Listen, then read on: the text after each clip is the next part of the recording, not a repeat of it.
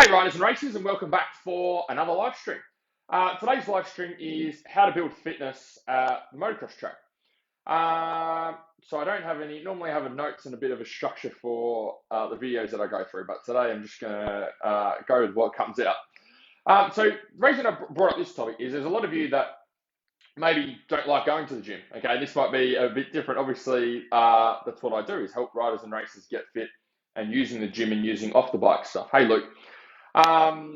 So a little bit different, but nevertheless, I thought you guys would find it helpful. Is if you don't want to go to the gym, how do you build fitness on the bike? Okay, how do you get fitter with your riding?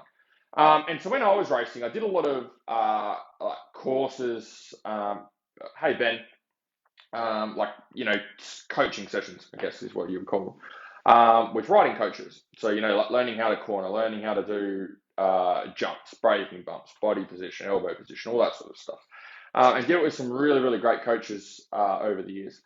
But the thing that I found is a lot of them didn't really have specific knowledge on the fitness side, and there was kind of mixed answers, mixed solutions between them. And I guess that's because it's not really their area of expertise. Okay, the area of expertise is not how to use gym equipment to get better at your racing, and it's not how to eat. They might have some general knowledge there, but it's not what they specialize in. They specialize in the skills and the riding the bike. That's their craft, their bread and their butter. So when you're looking at building your fitness on the bike, there's three areas that you need to focus on. Hey, Shannon, three things that you need to focus on. First thing we need to look at, okay, how do we build cardio and how do we build strength? Okay, and the reason that these two are very important is first thing that we need to work on or focus on is strength, the strength side. And the reason the strength is important is you've got your rider weight, okay, so you might be 80 kilos, and you've got your weight of the bike. Your bike might be 100 kilos, okay? So if we add those two together, that's 180 kilos. So if you're looking at a motocross track and you're going around a motocross track for 20 minutes, you're fighting, okay, 180 kilos for 20 minutes. And then you need to recover from that quickly to be able to go again. If you're doing enduro, you're doing a 3-hour enduro, you're battling with that 180 kilos for 3 hours. So the stronger you can get yourself, okay, the more you can elevate your strength, the lighter the bike is going to feel for you. And if we can get the bike to feel lighter, you're going to use less energy, you're going to fatigue less on the bike, which means you can ride harder for a longer period of time. So the strength side we need to build up. Now, in terms of building strength on the bike, can be quite challenging and can be quite tough because the bike is always 100 kilos. We can't adjust the weight if you get fatigued, okay, to help you to build strength. It's 100 kilos. The weight is the weight. So one way that you can build strength on the bike is just by spending more time on the bike. Okay, the more time you go and ride and the longer you go and ride for, the more you're going to be wrestling that 100 kilos around for, and you're going to develop strength. You are going to get stronger from riding the bike more. So this is why professional riders and racers can get away with doing a lot less strength work and a lot less gym work because a lot of their fitness is built up purely by the amount of time that they spend on the bike. So for example, like if you're a normal person, okay, and you go to work during the week and you ride on the weekends, you might go riding once a week. So once a week, you're throwing that 180 kilos around. For a professional rider, they might go riding 4 or 5 times a week. Okay, so they're in comparison to you throwing that 180 kilos around once a week, they're throwing that 180 kilos around 4 or 5 times a week. So that's their strength work. Okay, they're doing a lot of strength work, whether they know it or not. They're doing a lot of strength work just by being on the bike for long periods of time. So if you only ride the bike once a week, then when you get on the bike, do longer motos. Okay, if you're doing motocross, do 20-minute, half-hour rides. Even if you have to drop the intensity down for a little bit to keep riding, it's going to help you to develop strength by constantly moving that 180 kilos around. Whereas if you just go to the track and you do a few laps and then you get tired and then you just pull in, you're not going to have as many reps moving that 180 kilos around to develop the strength that you need. So that's the first thing for strength building. There's really no other way to develop strength on the bike other than using that method. And even that, it's not the best method. Okay, if you're just riding once a week, if you can ride 4 or 5 times a week, then great, you can develop the strength and you can make it happen. But if you're only riding once a week, that's the only way you're going to be able to develop the strength you need is just by doing more laps, more time on the bike when you do go for a ride. Second area is the cardio side. Okay, and the reason the cardio side is important is once you've got the strength that you need to wrestle the 180 kilos around, we want to make sure we can keep that strength all the way through a ride. Okay, now if you don't have the cardio, you don't have the endurance there, what happens is you start off strong and then you go now, and you're not able to sustain that level of strength. Okay, the bike, even though you've got the strength to muscle the bike around at the start, but it starts to feel a lot heavier as you get through the race and you start to fatigue. So there's two areas of cardio we've got to work. We've got to work our long distance system, and we've got to work our short intense system. So the way that we do that, how do you work that on the bike? There's two ways. The way that we work our long distance system is we do lower intensity rides for a longer period of time. So if you're working on doing 20-minute motos for race day, then you might go to the track and ride for 20 minutes or ride for half an hour, or maybe even a little bit longer.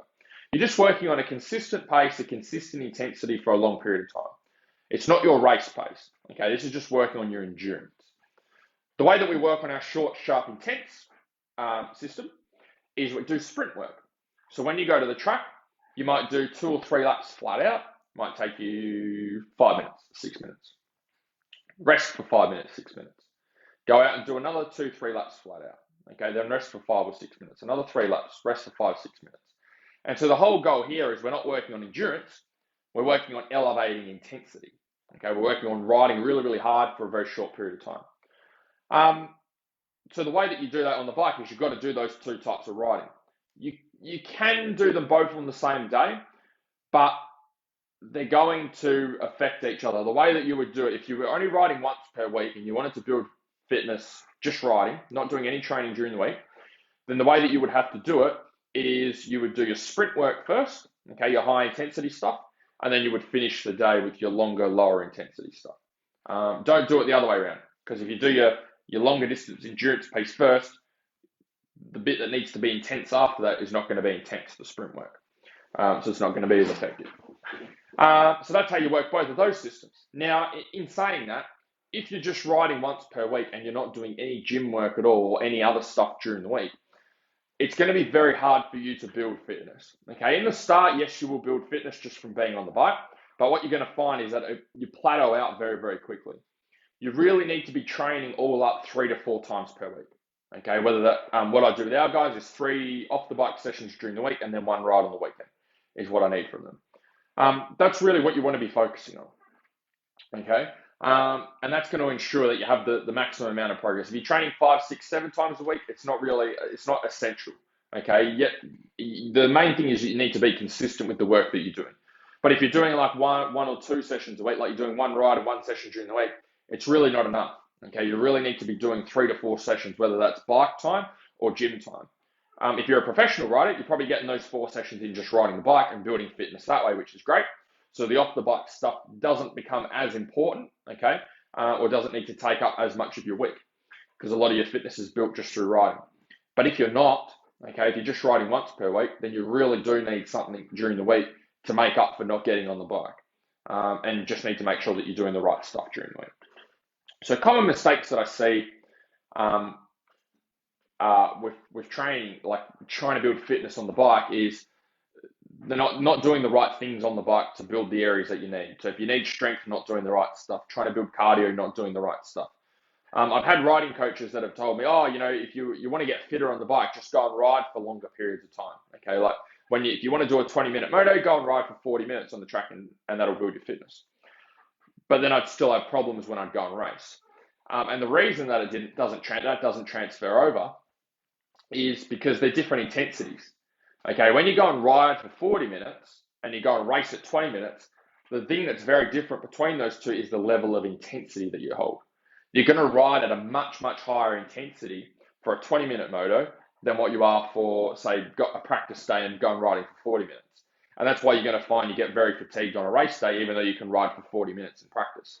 And that's definitely what happened for me. I would try and clock up as many laps as I could on practice day, or when I'd go out and ride, and then still be cooked after.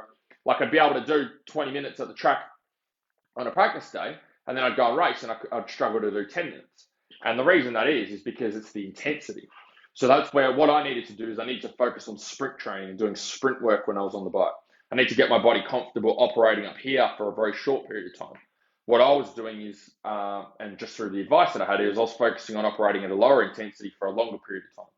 And that's why, hey Matthew, that's why I wasn't getting the transfer over to my racing. So you just need to know whether you need to be using endurance work and longer stuff, whether you need to be using sprint work, or whether you need to be working on your strength. The strength thing is probably the thing that will help you the most, but that's going to be easier to build during the week. I know this video is just about on the bike, but if you really want to build strength for the bike and you're not riding 3 or 4 times a week, then that needs to be taken care of during the week. And the reason that weight training is so good for building strength for the bike is you can monitor the weight.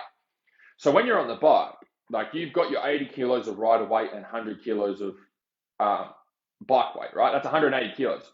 When you get tired, you can't adjust that. Okay, you can't drop the weight down to start with for a few weeks and then increase it over the coming weeks as you get stronger. You've just got this heavy weight there that you have to throw around. And the thing is, when you get fatigued throwing that weight around, like if you're in the gym and you get fatigued, right, you just put the weight down or put it back in the rack. Or you go, oh shit, I've gone too heavy and I drop the weights back. And you go lighter for the next set. Whereas when you're riding, you can't do that. You're being forced to keep using the same weight, even if you're fatigued. And the problem that happens is that's when you start to have accidents and crash and get hurt and do all sorts of crazy stuff that you wouldn't normally do. So that's why strength training works well during the week. Any questions, guys? Anything I can help you with at all? If any of you guys would like some help with the gym stuff during the week, I just put an application form below if you'd like to find out a little bit more. Is there any questions at all before I wrap up today's call? Anything I can answer for you guys? I know there's a few of you on here.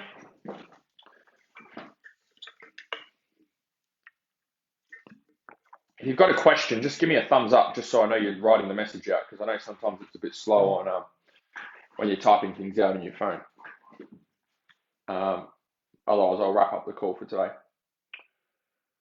All right, maybe that's it then. Cool. All right, sweet guys. Well, I appreciate you guys tuning in. Hopefully getting some value from these videos. I put out an absolute shit ton of videos over weeks, months, and years. So hopefully you find it valuable. If you're on YouTube, please hit the subscribe button. If you're on Facebook, make sure you follow the page as well so you can see any new videos that I put up. But otherwise, hopefully you guys enjoyed it, and I will chat to you soon. See ya.